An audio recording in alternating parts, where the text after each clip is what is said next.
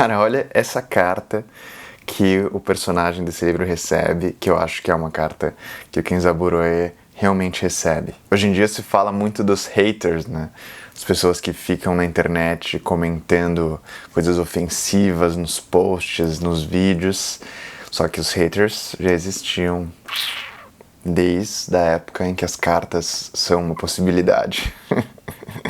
A diversão pode ser necessária em tempos de paz, mas numa crise, escritores são inúteis parasitas da sociedade. Duvido que sejam capazes de construir uma única casa. E aí a conclusão dessa carta maravilhosa. Mas para evitar ainda mais corromper a sociedade com sua influência nefasta, e embora eu não esteja sugerindo que se suicidem, não seria interessante que o senhor e seu filho deficiente ao menos se calassem para sempre? É até difícil elaborar, né, uma contra-argumentação para um tipo de ofensa tão direta. A pessoa que enviou a carta assina um leitor anonimamente, né? É algo totalmente análogo ao mundo de hoje, em que o anonimato faz com que as pessoas se permitam dizer coisas que, se tivessem identificadas, não diriam. A pessoa que enviou a carta está muito preocupada com uma guerra nuclear contra o fascismo soviético,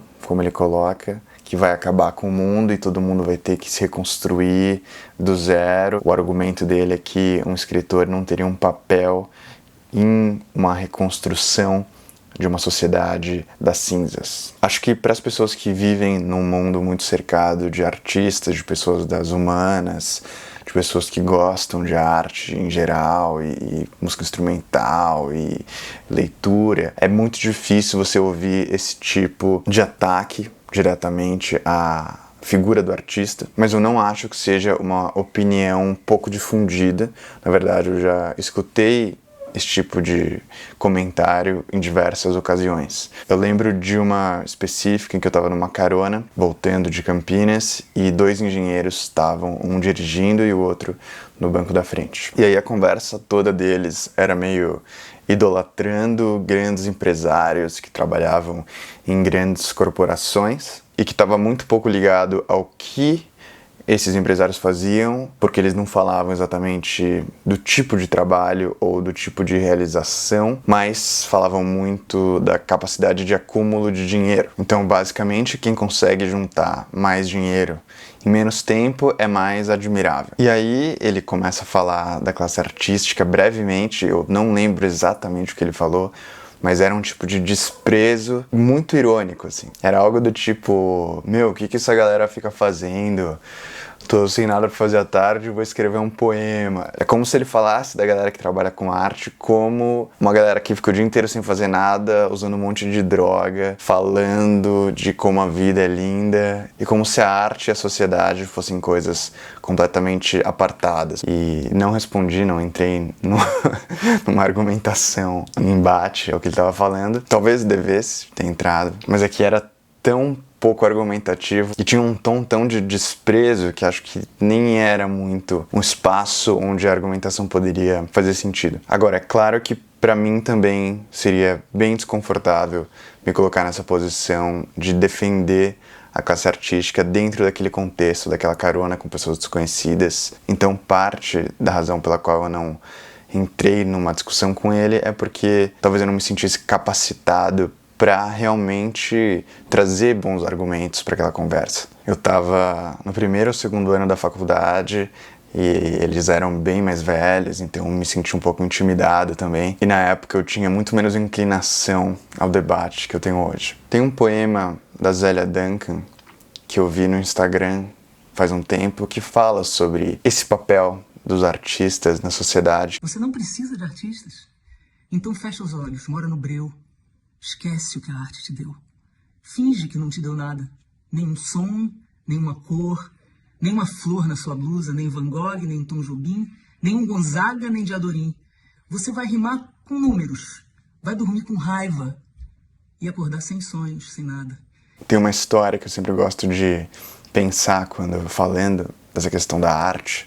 Eu não lembro de onde eu tirei isso, na internet com certeza, mas não lembro qual é a referência, mas a história é basicamente a seguinte. Perguntam para um professor de filosofia, eu acho que é filosofia, pode ser outra área, para que serve a filosofia? E a resposta dele, acho que ele escreve uma carta ou um texto-resposta dizendo que a filosofia não serve a nada, nem a ninguém, nenhuma instituição, nem ao Estado, nem às mídias, nem às empresas. Enfim, ele usa muito bem a dualidade da palavra servir. Então, para que serve a arte? É importante que a arte não sirva para nada, a ninguém. É claro que esse é um grande debate quando a gente vai falar de arte, principalmente porque existe uma arte feita com propósitos e finalidades, tanto mercadológicos quanto políticos, mas acho que o poder dessa frase está em mostrar o caráter irreverente da arte. Li essa carta endereçada a esse grande escritor, vencedor do Prêmio Nobel, e fiquei muito surpreso em saber que ele recebe esse tipo de comentário nos posts dele. Nesse mesmo trecho do livro, ele fala sobre uma escola para crianças com deficiência que leva as crianças para visitar o Museu da Bomba em Hiroshima. Eu tive a oportunidade de visitar esse museu e é uma das coisas mais impactantes que eu já fiz na vida. Todas as imagens, a trajetória que o museu propõe, os sons, os áudios fazem com que seja uma experiência muito difícil, muito pesada. E não poderia ser diferente quando a gente fala de bomba atômica, de Hiroshima, de Nagasaki. Eu estava inclusive falando com um amigo outro dia sobre esse museu. Ele falou que ficou mal, muito mal depois que ele foi. Ficou dias na cama, não conseguiu sair do hotel. E no livro, essas crianças com deficiência vão visitar o museu e adoram. E voltam para a escola e ficam pedindo para ir de novo.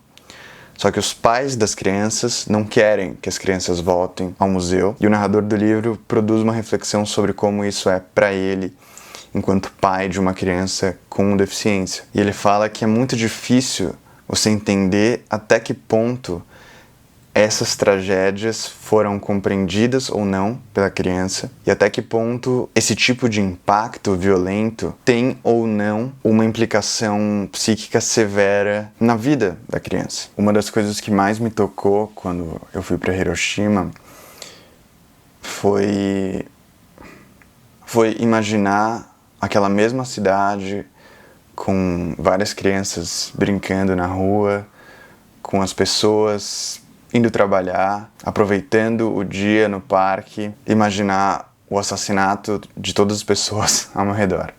Era isso que me deixava mais apavorado em relação àquele contexto. Eu nem saberia por onde começar se fosse falar realmente do quão desumano é pensar sobre a bomba atômica numa cidade daquelas, em qualquer cidade do mundo, né? E é impressionante como eles transformaram aquela tragédia em esperança. Você anda pelas ruas e tem crianças pedindo assinatura para um manifesto internacional pela paz. Você tem memoriais que fazem uma homenagem aos mortos pela bomba. Tem uma festa anual no dia do ano em que a bomba caiu em Hiroshima, em que eles também fazem um tipo de celebração da memória dos mortos. Inclusive, a capa desse livro, se eu não me engano, é muito parecida com essa celebração. Eles acendem velas e deixam num rio, e as velas vão sendo levadas pelo rio. Eu ouvi uma história também de que os Estados Unidos criou um museu da Segunda Guerra, não sei em qual estado. E aí eles enviaram uma carta para o governo japonês, perguntando se o governo japonês gostaria de enviar alguma coisa. E aí nesse museu estadunidense tinham os aviões, as armas usadas. E o Japão enviou pelo correio uma lancheira de criança queimada pela bomba atômica. Não preciso nem falar que a lancheira não foi exposta no museu. Eu acho essa devoção estadunidense à guerra completamente nojenta. Bom, então é isso. Espero que você tenha gostado desse vídeo. Se você quiser receber notificações quando meus vídeos forem lançados, você pode se inscrever nesse canal e vou deixar outros vídeos aqui do lado, caso você queira continuar assistindo vídeos meus. Um abraço e até a próxima.